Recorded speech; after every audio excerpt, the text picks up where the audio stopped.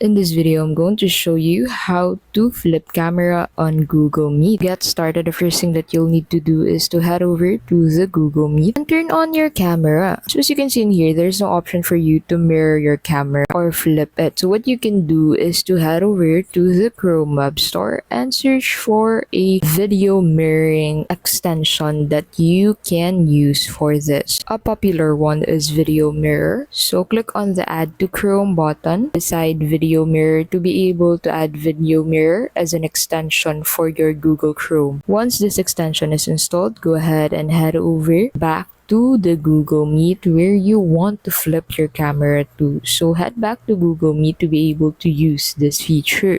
Now in here, go ahead and click on the extension, and as you can see in here, once you click on that extension, your video will be flipped immediately. So make sure to pin this extension to be able to easily click on this whenever you need to flip your screen. And that's how you can simply flip your screen on Google Meet. Thank you so much for watching, and we'll see you in the next video.